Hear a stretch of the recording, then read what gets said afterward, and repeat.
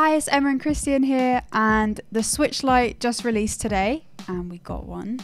So we figured we'd make a quick little review video, just looking at what's different and whether you should buy one.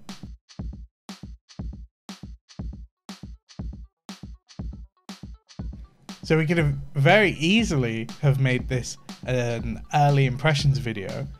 But let's be honest, like the original Switch and this, there's not much difference to it because it's smaller, has a D-pad, and you can't dock it.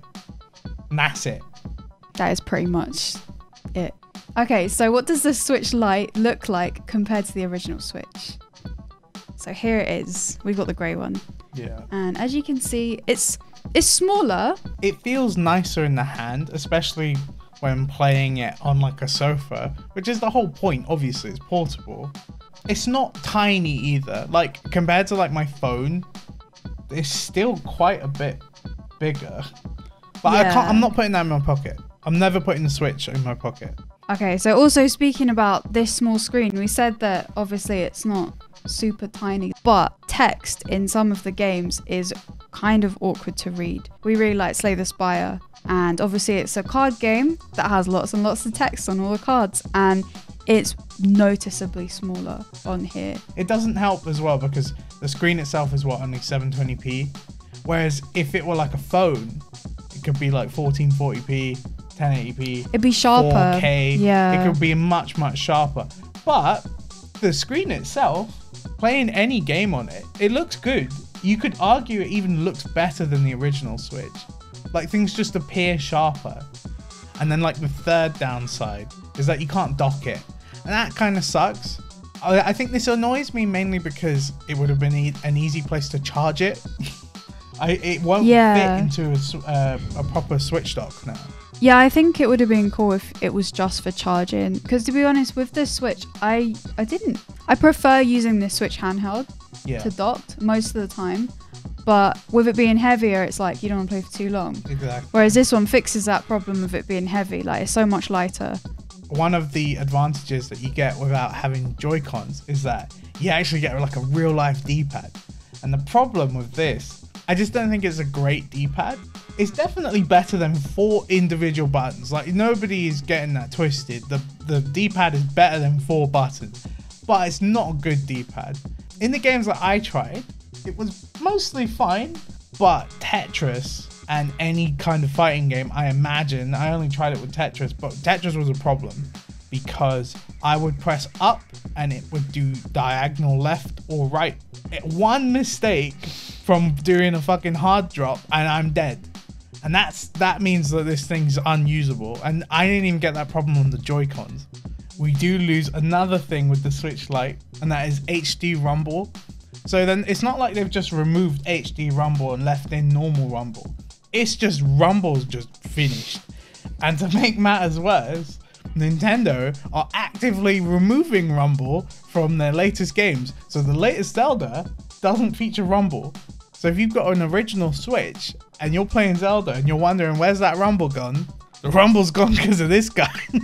This guy's taking your features away.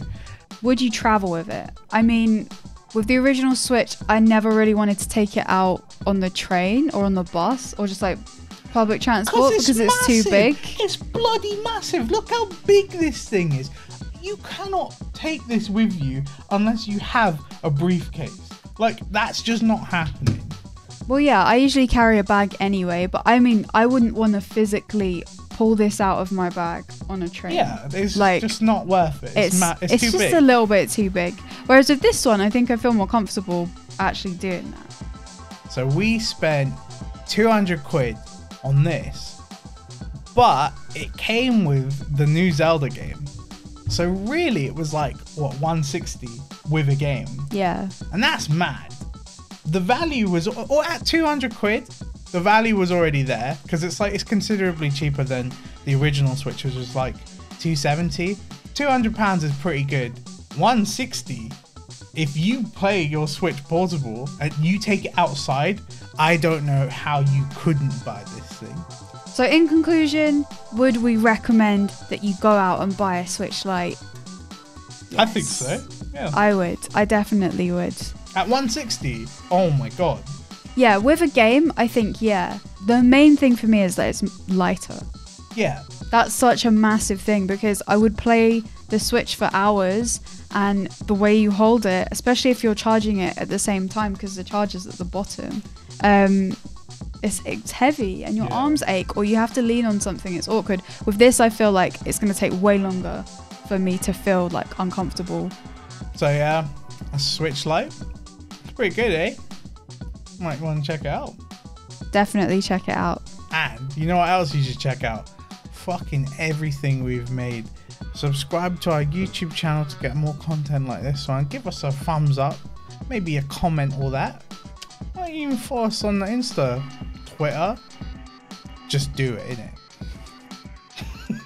And Twitch, because we oh stream. my god, and Twitch.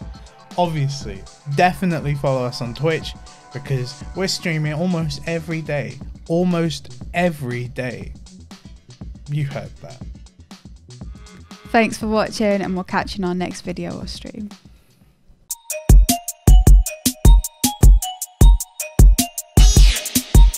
Play all.